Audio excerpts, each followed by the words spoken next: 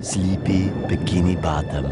The creatures of the sea are deep in slumber, their night brains exploring the mysterious world of dreams.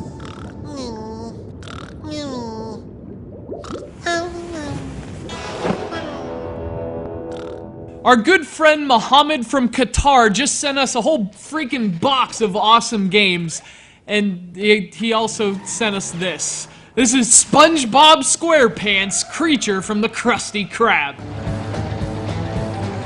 Hot dog, Daddy-O! My bed is transmogrified into a lean, mean racing machine! Released in 2006, Creature from the Krusty Krab was actually a launch title for the Nintendo Wii.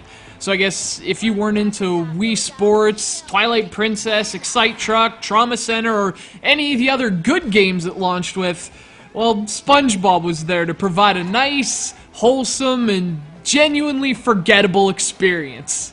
Now, it's not exactly breaking news for a game based on a television show to be terrible. Now, that's to be expected, frankly, but it's one thing for a game based on a game show to suck. Right? You'd expect a game like Survivor to be unimaginative since the source material doesn't really translate to anything beyond minigames. But the thing that just drives me crazy about games like this is that it's not based on silly little physical challenges, it's based on a talking sponge who lives in the ocean. You could do a lot with a video game based on Bikini Bottom.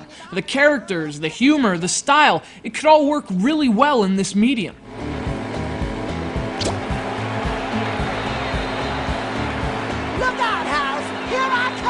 So what does this game do? Well, it ignores all the stuff that makes SpongeBob so good. I mean, why embrace the source material, right? Instead, it embraces the traits that make licensed 3D platform games so generic. So, what do you got? You got dull 3D graphics instead of 2D sprites that could actually look like the cartoon.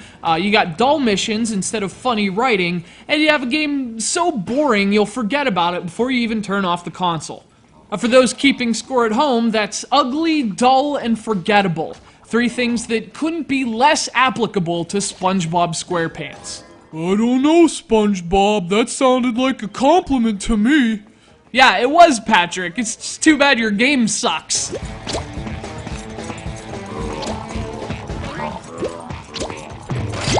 And speaking of which, Creature from the Krusty Krab does use some SpongeBob characters. SpongeBob, Patrick, and Plankton are having some seriously strange dreams, conveniently prefaced, by the way, with a title screen. You play out those dreams in the game, but if you're waiting for some kind of story to tie it all together, well, keep dreaming.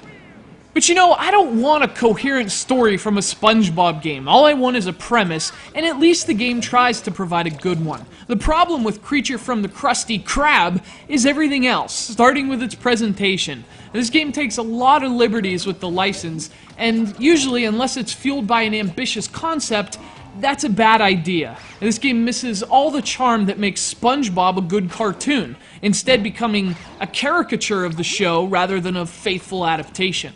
If things aren't much better in terms of the gameplay either. Creature from the Krusty Krab plays well enough, but it just isn't much fun. It's way too simple to be interesting, and there's nothing in the design that feels original. You just walk around, do some really rudimentary platforming, collect some stuff, you finish the level, you do it all over again. Ooh, I guess not.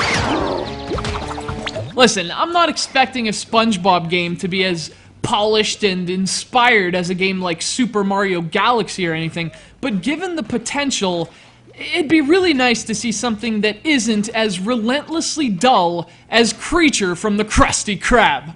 Oh, that didn't sound like a compliment at all.